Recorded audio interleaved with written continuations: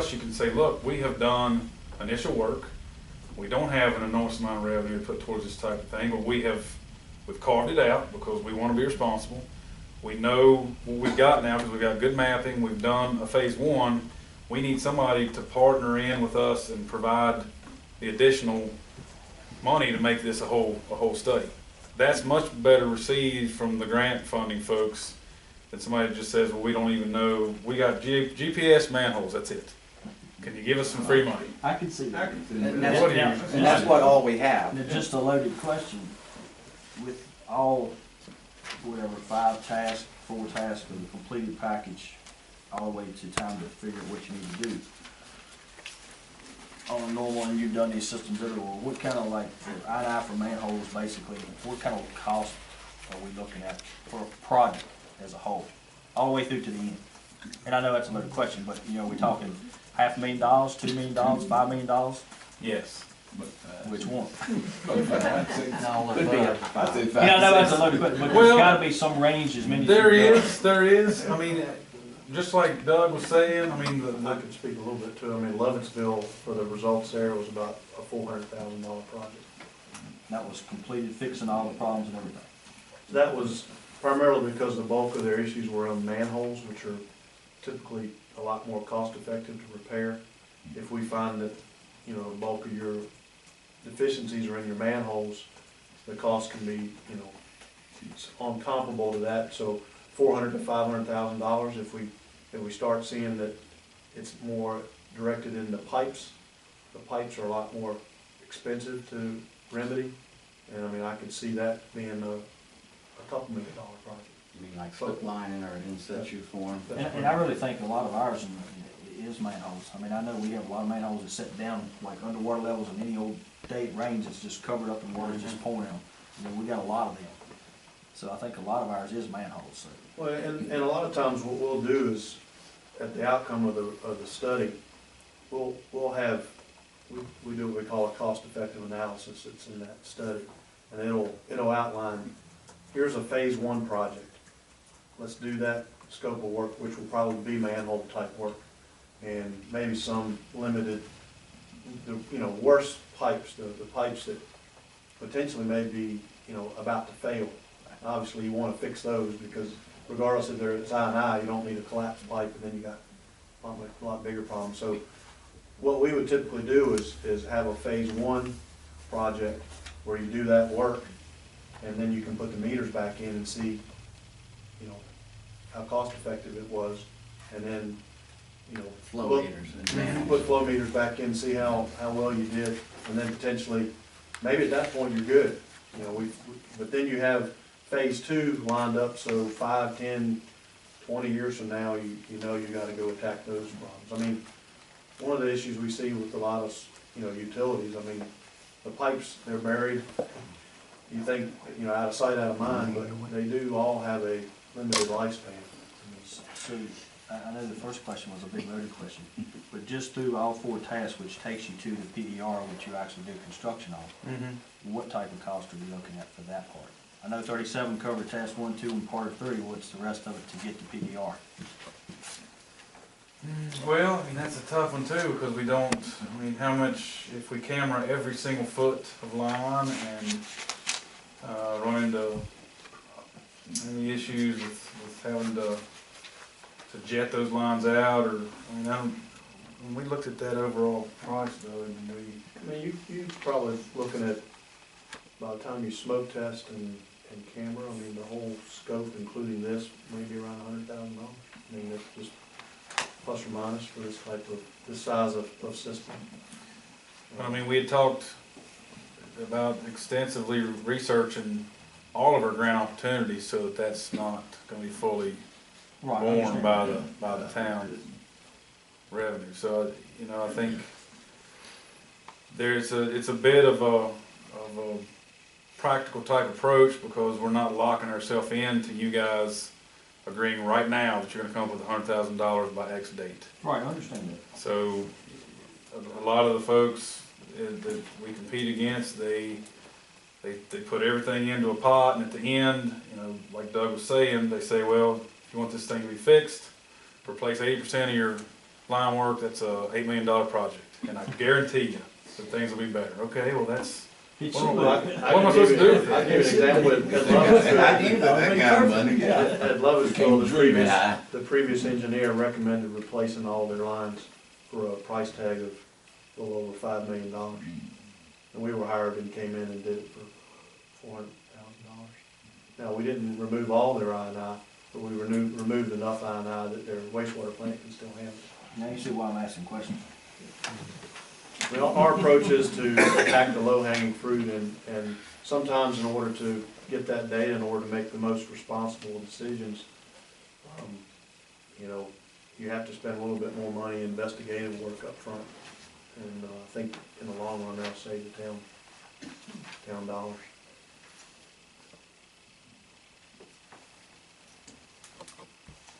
Any other questions? Do I hear a motion and a second and a vote from council to accept the proposal for the study of the I&I? I do. I'll Second. make a motion. Second. All in favor, say aye. Opposed? Thank you very much, gentlemen. All right. Thank Come right in, everybody was in the. you. Did you? How many?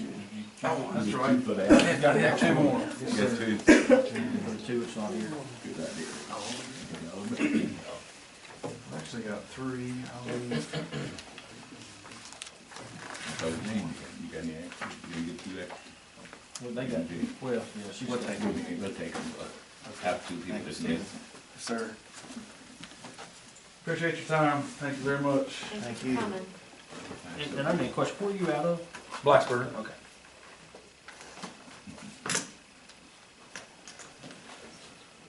You'll be seeing a lot more of us. You'll definitely try to get me better, D. I'll let you talk. Yeah. Put a lot of stock in you, Jeff, you better be ready. You hear Mike yet? Hear me? Okay. Okay. Next is the sewage department asset management plan. I think that's Mr. Rankin.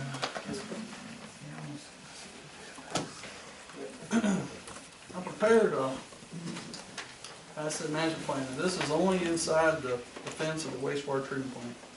Over the years, I have had questions of what is most priority, okay? I might think the oxidation ditch is the most priority.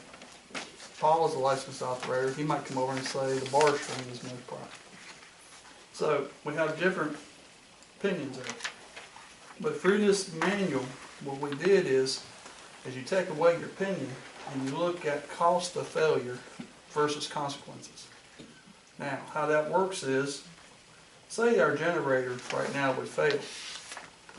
Getting a generator in pretty soon is going to take a while. So your consequences is going to be great because you're going to have to rent something under emergency while you're waiting for a generator to be bought and replaced. The cost of the generator, if you're not planned, is something that would be very uneconomic to replace too. So with this in mind, we take everything that we have that would be high dollar. Your calculator that sits on the desk, you don't asset manage that. You just simply go to Walmart and buy another when it breaks.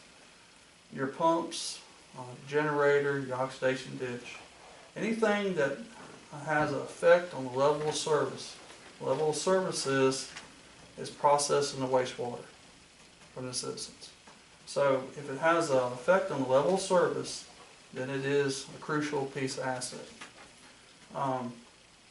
So when we look at different things, we have a total list back here in the back. If we turn back, you'll see the blue copies. And in the blue copies here, you got several years worth of repair replacement schedule. Now how this works is, this is exactly through the document here, through that process that I was just speaking about, is how we come up with prioritizing. So these numbers can change. these items can also be moved forward or moved back. This is a working document, and it will be updated every year. So it's not something that, say, we look down at 16-17, that has to happen 16-17 budget year. You might see that the discs are falling off the ditch. You have to move it to 15-16. Okay. You might see it's working fine. We move it back to 17-18. So it's not something to be scared about or look at or be intimidated with. The thing that we have to remember here is when I got grant loan, these items here, we're looking for grant money. Okay. And then partial loan. This is the influent pump station. That's where we just did. We're working on the 50/50. And we are at the final stages of being funded for that as we speak. So, like I said, you got your 50% grant, you borrow 50%. If we go on back, say on back here, a little further back, you'll see sewer, MMA 1, and grant. That is, MMA 1 is your money market account. Now you're actually taking away from money that you placed back, you earmarked, and you're taking that back. But you can also seek a grant. Like we're doing right now, the 50/50, we simply could say we want a 50/50, and we say we need $200,000. You ask for $200,000. You get a $100,000 grant, and as soon as you get done signing the loan, you take your $100,000 that you've already pre-established, set back, and you pay the loan off.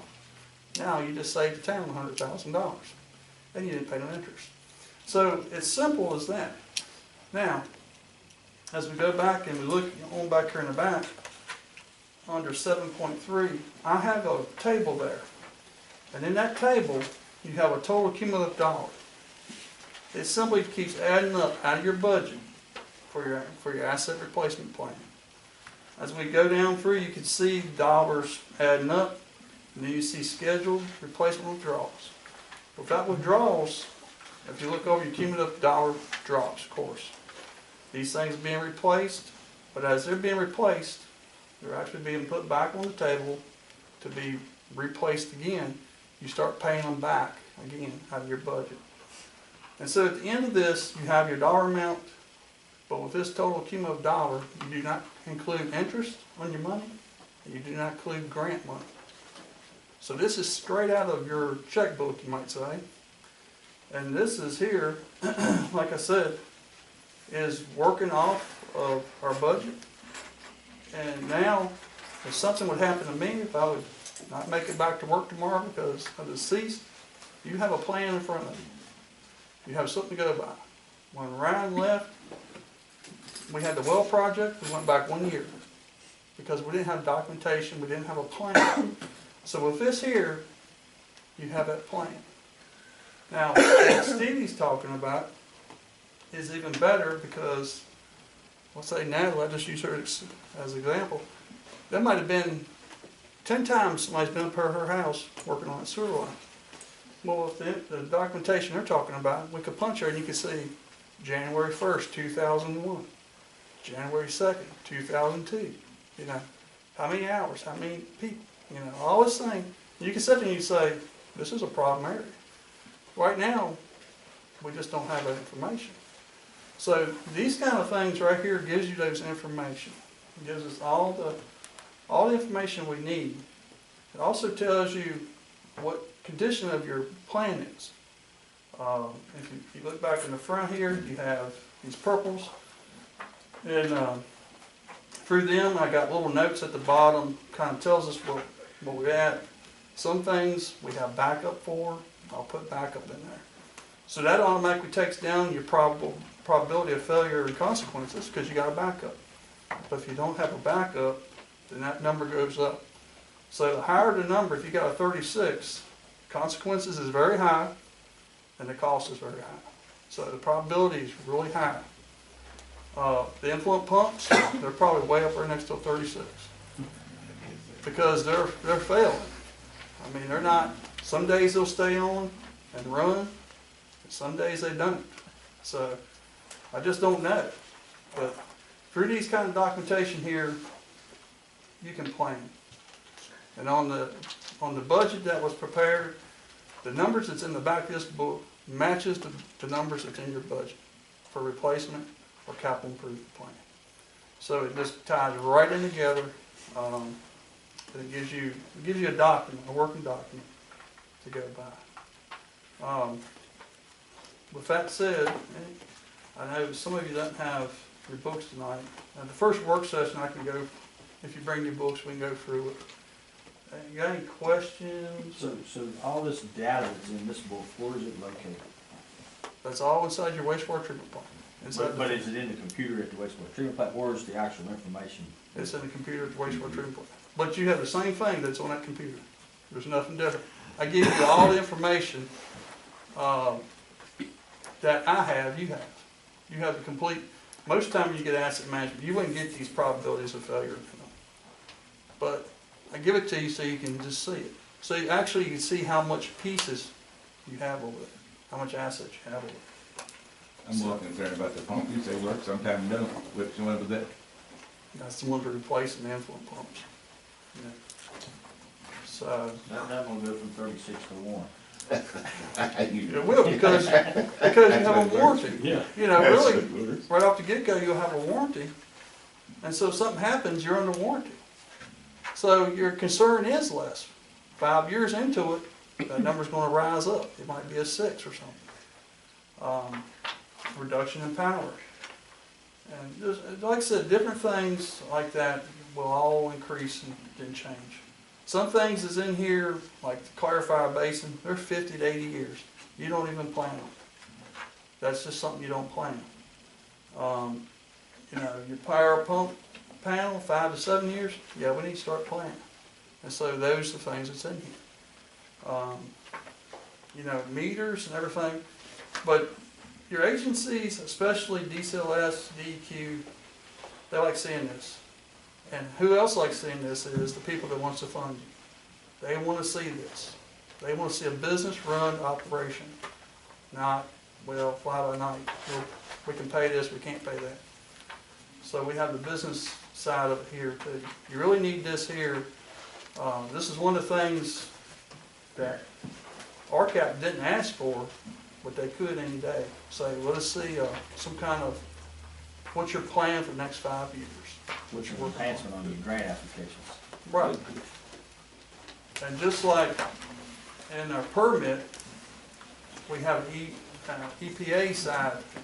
And the EPA side asks every time I fill that permit out, what is your plan for this permit period for your I&I?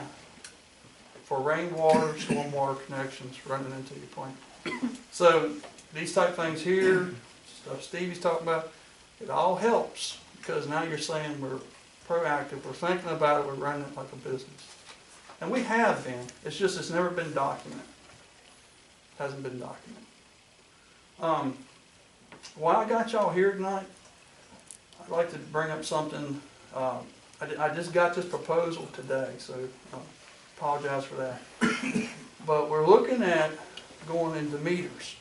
And we're going to have those meters in a water system. One of the things we're going to have to address is a vehicle to read these meters with. There's going to be a lot more running in the alleys, accessing the alleys. And with the money we're spending on these lateral connections, a 3/4 ton truck, you don't want running over those connections all the time. Another thing too is the contractor's responsible to make sure that those yards are repaired, that everything's fixed back like it was. Well, if we take the truck through there and it's soggy, we make the ruts. You just voided your contract with the contractor. He goes, no, you fix that. That's your problem. And so how do we, how do you justify that? What I'm getting at is they have these gators out. They're lightweight, they're small, and Chris, as he is designated meter man, can simply ride by, stick his wand out, and touch the meter. It's very efficient, very effective. A lot of utilities use these for the simple fact it's low on gas, they're lightweight, the turf destruction is very low, in the, you know, feasibility of moving them around is, you know, they cut real easy, tight corners, things like that. So we don't have a lot of disturbance on the ground, people's yards, because a lot of times the meters is right there at the property line. So you're gonna have to get close. Or it's right up against their fence. You have to get right next to their fence. So, we're reading this many meters, I don't particularly I can't tell you how long it's gonna take to read these meters. But if you have to walk it, I can tell you one thing, it's not gonna be efficient to read the meters. Because now you got somebody tied up for a week, 2 weeks, reading meters. That's not gonna be very efficient. I'm saying 4 days, 5 days, I think we could read the meters. And that's doing other work in between. That's not just straight reading meters. So if you had somebody straight reading meters, it's probably 2 days. But they have other tasks they have to do, other jobs. I'm gonna give you these estimates here. Chris and myself went out last year and we looked at 3 major companies. John Deere was the most efficient that they had. Some of the other units didn't have like a heater. You need a heater because you're going to be out in the wintertime. This unit won't be just for meter reading either. It'll be for other areas that we haven't done in the past, like blow off of the system, exercise in your system, meter exercises, fire hydrant maintenance. These different things that we did, but we didn't have to do it all the time, or it wasn't a set schedule. Now it's going to be a set schedule. So with that in mind, I'd just like to give you these quotes here, and you don't have to answer tonight, but just something to think about. And it is put in this manual here too, as for this year coming up. So I'm going to go ahead and pass these out to you real quick.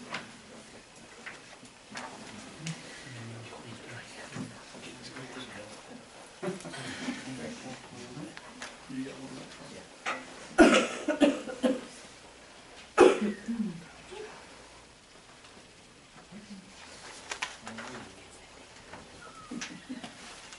May I ask Jeff a question?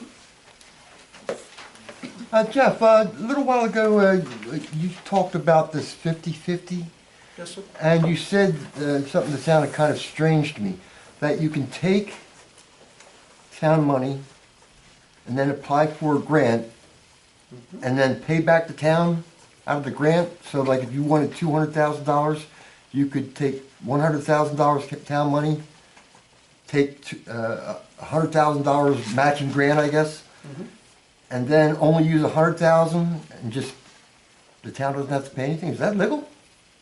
That you kind of got mislooped there. Yeah. What you do is you have a project. Say the project costs $200,000. You would ask the agency for $200,000. They would say, we'll give you $100,000 grant. We'll give you $100,000 loan. You simply take the money that you have already planned, and that's what we're doing here. If you've already planned to use that money anyway, you've already got it funded, but you're seeing if I can get grant money. Right. So you're trying to save the taxpayer some money so that you can stretch that money to other things that you can't plan on, things that the rainy day fund, you might say. So what we do is you would take simply that $100,000 and you have a loan. They'd say 20 years you got to pay $1,000 back a month, $12,000 a year or something like that. And so you would say, okay, now can I make a payment to you? They say yes. You simply go to your checkbook because you already got the money and you write them that check and you pay them interest. That money is already sitting there. All you're doing is saying, can I have grant money? If they say yes, then it's a benefit to the town. If they say no, you continue on your project. Okay, I just didn't realize it worked that way. It sounds kind of like you say, okay, we're going to. Well, not all of them work that way. Right. This particular one works this way. I think there was maybe one thing that missed on. Basically what it amounts to with the way some of those work, if you apply for that grant, they also make you do a 50-50, which means you'd have to take a 50% loan. Oh. That's Yeah, part of the that's condition. part of You the can't get the condition. grant if you don't take the loan. Right. So you go ahead and take the loan, you set it up, you get the grant, then you turn right around and pay that loan off. With That's the what you're grant. saying. Yeah. Right. Okay, I got you. But you know. with the grant thing, what we have to remember, and I had to keep this in mind and really help, is it has to affect the level of service. I'll give you an example. The vehicle I'm asking for here does not affect the level of service. So they will not give you grant money on that, this particular agency. But the pump goes down, well, now you having problems, they'll give you money on that pump. I see. You know, I just, it sounded crazy to me because, you know, heck, I'll go out and get a loan and tell them I need $200,000 and I'll just, somebody gives me $100,000 and I'll just pay out the other $100,000 with the. As far as I know, it's the best grant going right now, but the problem is grant money is drying up severely. Oh, it's going to too. So how long this will last, I don't know, but this plan that we got in front of us is for 30 years. So now things have changed and dollars will change, prices will change. This vehicle, I'm looking at this Gator, it went up like $1,100 in a year. So you do have those conditions, you know. Well, thanks a lot. Thank you. Anybody got any questions? Yeah, I got one for Jeff. You may, from hunting experience, you may look at it, there's ATVs that's covered now. That Gator, if it breaks, it's extremely expensive to get parts for it. And there is ATVs with covers made now. That's what we're And you gotta get a four-wheel drive in John Deere. That's what we're looking at. No, a Gator is like the bed on it. Yes, it'll actually have a hydraulic bed in Right. case we need to carry out a little load of rock or something. You don't have somebody Right. out there trying to shovel rock out of And it's it. gotta be four-wheel drive. And it is four-wheel drive, You yes. might look at an ATV rather than a Gator. Well, this here is what most of the municipalities are using, are like four-wheel drive, two can set in it if you I know want what to. you're talking about, we had one hunting. And it has a, it does have a metal, it's not the plastic pipe. Right, And we can get extended warranty with it for 3 years. you better get some kind of warranty. Thank you. Okay, We don't have anything budgeted from this in the current work, so For the Gator, no, we would borrow Yeah, the money well, we from the could- sewer fund before we could look at budgeting into. next fiscal year. Did you find out anything about your other questions I asked you about this? Yes, Yeah. under Virginia, we took a Virginia, vehicle, and the code, as far as I know, I think Aaron can help me with this, the municipality can ride on a highway. So, and As they long do, as it's, got slow moving signs on it, it's highly reflective, and as long as the municipality do an ordinance for it, right, it can be. Yeah. There's a state code that all we have to do is say we're going under the state code for it, and you don't have to do anything. But to cover us, I would suggest doing an ordinance saying that for the purposes of water treatment and other town business, a golf cart, Gator, or whatever you get, can be allowed to be used on the public highway. Now, having said that, state code said it can only be used in 35-mile-an-hour zones. So that portion of Rockbridge Road, that's 45, it can't go into the main highway. You can just cross. It can cross, but it cannot be like if you have a meter on the side of Rockbridge. I don't think you do, but he cannot use the Gator to do that. But you have to have your own town ordinance. You don't. You can go under the state code. To cover us, I would suggest doing a town ordinance. Yeah, because, I mean, that was my question when we talked about it, and I think it's a good idea, but it's like the first time we get it, and Jeff or Chris is going up the road, and somebody else is gonna say, hey, what gives them the right to ride this on the street? Because he just gave me a ticket 2 months ago because I was riding something on the street. That's why I would I suggest. just wanna the make sure ordinance. we're clear and everybody understands that the town has the right to be able to do that. Yes. As Versus long- the citizen doesn't. Yes, sir. As long as you do the ordinance for it, I don't see there being an issue with it.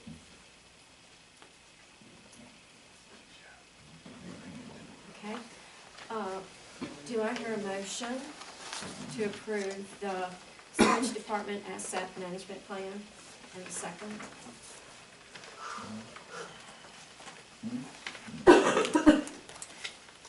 That's just what Jeff talked to us about in this book. Have you looked through it? 2 months now. You'll think it's a good plan? Yes, sir. Jeff brought it to me in December. Well, I think you spent a lot of time working on that. I think it's got a lot of good knowledge in it and can be used for the future for a lot of stuff. So, I'd like to make a motion to approve his wastewater treatment plant plan. Second? Second. All in favor, say yes. Yes. Anyone opposed?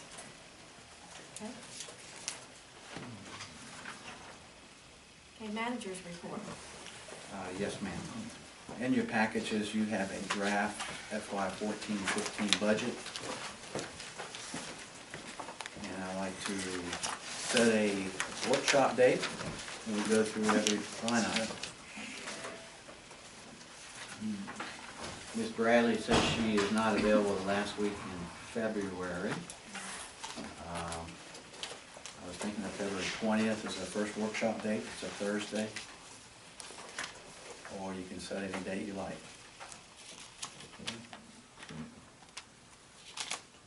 February 20th, 6 o'clock.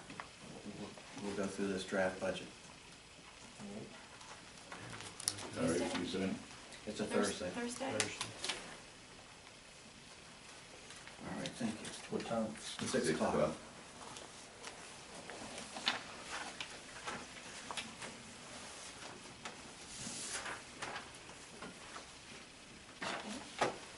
The next item, Madam Mayor, is a budget amendment. I tried to keep less than 1% of the budget, so I worked around a budget amendment. If you go to your expense report, I'll tell you what I'm thinking about. If you go to your expense report under Buildings and Grounds, which is on page, Public Works, it's on page 4. In the middle of page 4, you see salaries and wages. There you go. You see what we spent in salary and wages out of what we budgeted. At least it's around 13, almost 14,000. And I was looking at a $5,000 budget amendment. I moved it down to 4,505 to increase.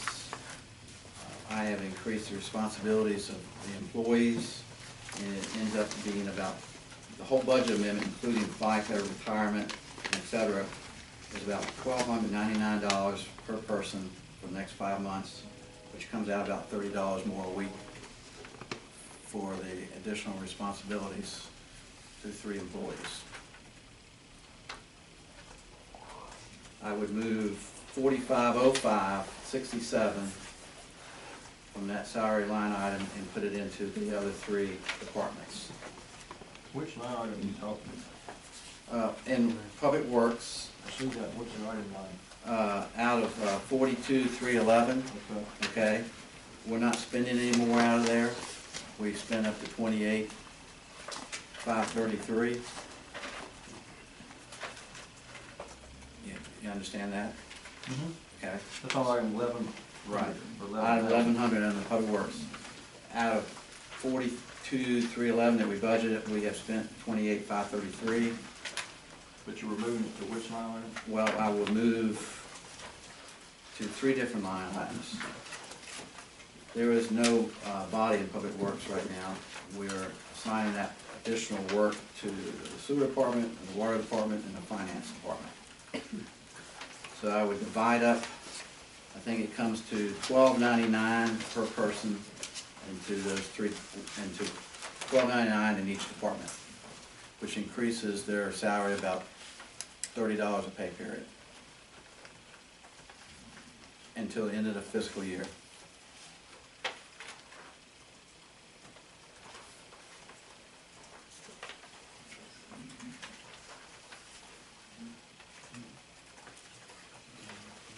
In other words, we're moving 4505 out of line item in Public Works, salaries and wages. If you subtract 28 from 42, you get about 13.7.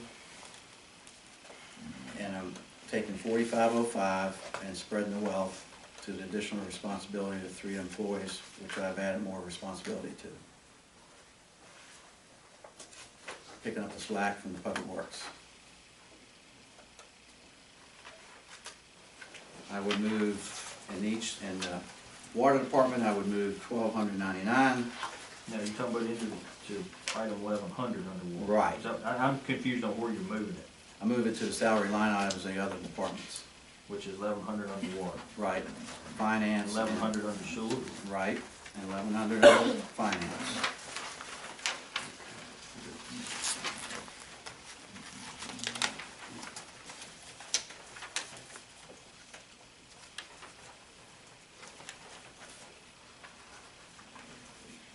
So basically, we talking about $30 more for them.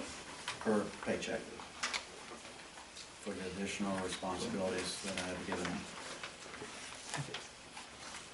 We instituted a work order system that we should have instituted years ago, and it is computerized. So we're keeping track of the work orders. So James actually doing work orders then, Correct, but we didn't do before. correct. So she's the work order processor. They don't follow through. Is that what you're saying? The way the process is working. That's correct. And you compensate, she's also with the compensation. Mhm. Okay. Just her and Chris and Jeff. Yeah, that's what I heard, just one in the finance and one's on the way. That's correct. Okay, I understand what you're saying. That's, Okay, I'd like to have had it. me confused there for a minute. I'm sorry. It's going through the different places. I just need a motion to make that budget amendment. It's less than 1%, Mr. Attorney. To move that additional set from Public Works to those 3 departments. I make the motion to amend the budget. 4505. Do I hear a second? Second. All in favor, say aye. 4505.67 is the amount. Thank you very much. Also, and the next on the agenda, one other item I would like to do for the employees, and especially last night, we used it a lot, is give a stipend for the cell phones.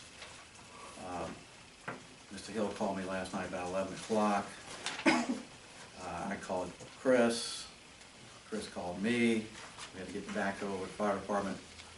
We use cell phones constantly, and I like to either give them a stipend for the use of the cell phone for town business, or I can look at plans at Verizon and get town phones, which I think would be more expensive. So I'm asking for a $50 stipend for the town employees for cell phone usage for town work. Do we know what the plan would actually be? Yes, we looked at Verizon. I do not remember the cost. It was going to be a 2-year agreement. I don't have the cost on, in front of me, Roger. How is our plan that we already have with the sergeant? What it was, part of the, His is different. what y'all gave me, was $70 a month. His is 70. But having said that, the basic phone plan is not gonna be $70 a month. Most of my cell phone money that you all give me for it, I usually, it doesn't even cover half of what the cell phone bill is. Now, having said that, my base cell phone bill, and I'm not ashamed to tell anyone, for my own line, because I have it separate from my family, is $110 a month. That's what my cell phone plan is. And it's just, I mean, it's part of the business that I'm in. I have unlimited minutes because they call me 24 hours a day. Text messages, me and Paul, Jane and I, Chris and I, Jeff and I, we all text each other back and forth when it comes to, like, the other night, we had a water leak over here on one of the streets. 605 Pocahontas. 605 Right at the Pocahontas. Super Bowl. Yeah, Super Bowl night. I had to text Chris like 15 times to find out where the place was, and finally I couldn't do anything with it, and I asked Chris to come help me, because I was working and I tried to fix it. The plan, I don't remember the cost, but we do a stipend for the police sergeant, $70, and it doesn't cover his. And we came to the conclusion, just paying them a stipend still is less expensive than going on a 2-year plan. They're gonna require, you know, it was just so much, I didn't even take time to listen to her tell me anymore. Well, in one of the dispatches, you have to carry 2 phones too, if you. Yeah, and then you have a town phone and a. Personal phone. Right, so I figured, we came up with the conclusion, since we do a stipend for the town sergeant at 70, we ought to do a stipend for the town employees. It still is less expensive than going on town phones. And you're speaking of just Chris, Jane too, or just Jeff and Chris? You know, all employees. Jeff, Chris, Jane. and myself. Has anybody ever heard of Straight Talk for $45 a month? Have you tried to use Straight Talk down in the valley? So haven't I'd used like Straight to have Talk. that, Roger, if you guys would. if It's that's, a mess. I mean, yeah, I don't think it's right that they use their personal phone and their personal plans to do all this work, texting and calling, yeah, that's, they really need to have I something. just that- need your nod, you know, you don't need to make a motion, it's already in the telecommunications line item. That's all. I guess my only thinking is the sergeant's more advantageous that he needs to have a higher stipend than what everybody else would have. Yes. Yes. I'm fine, really, I'm fine. This is not for me, I'm fine where I'm at. Now, 70 is right for him, 50 is right for the employees. He has additional features that we don't have that he needs. Okay. All right? Thank you very much. The last item is the expense report, which we already looked at. If you want to pull it out and look at it real quick. At the end of January, we should be at 58.3%. Our revenues is 67%. Our expenditures are at 61%. Overall, this is enterprise fund and general fund. And that's the end of my, I can give you a brief update on the closing of the water line. If you'd like to hear that. It changes data. Go ahead. All right. Briefly tell us. I hope so. I've been on the phone with the closing attorney and the health department. The health department has some more requirements they want us to do before we can close on the loan. They need the affidavit from the news cassette for the Fonzies. They also need a pay request completed 2 weeks before we close on the loan. I'm filling that out now. They want to have that 2 weeks before we close. We were targeted to close with VRA on February 27th. It's been pushed back to around the week of March 13th. Because of, there's some more other requirements that the engineer has to provide to the health department. That he has to provide the pre-advertisement advertisement information that the health department requires. It used to be Thomas Slack. Do you guys remember that guy in Richmond? Now it's another guy. You remember what we did for the when we hired an engineering firm and the law firm, that type of procedure? He had to fill out that paperwork, which he has not done, and submit it to the health department for the advertisement of the construction. So that still has to be done. It has to be done 2 weeks before closing too. Lighting a fire and he can to do that. Yep. And the first pay request will be about $161,000, I think. Don't quote me on that figure. And that money we will, let's say we finish this pay request and we get everything to the health department and we close the week of March 13th. They gotta have it 2 or 3 weeks before we close, so that money on the day of closing will be in our bank account for me to pay. First pay request will be paying the engineers. We owe them over $200,000 in fees. So. Now, is that engineer cost, is that everything up to pretty much closing? It's up to opening construction bids. And now we're into the point of after construction, which is construction inspection and construction administration. And I'm thinking what else the closing attorney said. There's a minor detail, which I'll discuss with Tommy later. We did that motion with the resolution. And in that motion that we closed, that we filed with the clerk's office, Mr. Kilgore is listed as affirmative in that vote. However, he wasn't here on the 14th. So we had to do an amendment resolution. We had to do another resolution, which the mayor and I will sign without Mr. Kilgore on it because he was not sworn in on the 14th. The original resolution had him in it. So we're going to redo another resolution, which pushes it back to March. So there's more paperwork involved with the health department and the closing attorney. So we're looking to close the week of March 13th at the health department, and with all the and have cash in hand or in our bank account with the pay request, I'll submit 2 weeks before the 13th. The way I understand is, you guys are probably familiar with this, and told me that we do a pay request, the engineer approves it, stamps it, and it goes to Richmond. And Richmond processes the pay request, and they put the money in our bank accounts, and then we write the check to the construction contractor or the engineer. So our accountant must set up another line item in our budget for a capital improvement project where $3 million will pass through. And we try to keep that out of the $800,000 budget we have, annual budget. Yes, Duke? The meeting on the 20th, to discuss the budget, Yes. is that a closed meeting? No, they're open meeting. Okay. And where will it be?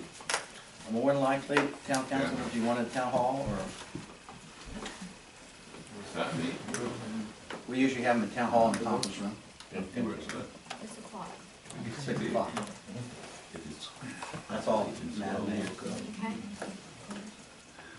Council members, you have anything else to add? I have one thing. Okay. I noticed that the package was not received until Monday. I didn't get mine until Monday afternoon this week, which I don't understand why. We previously had discussed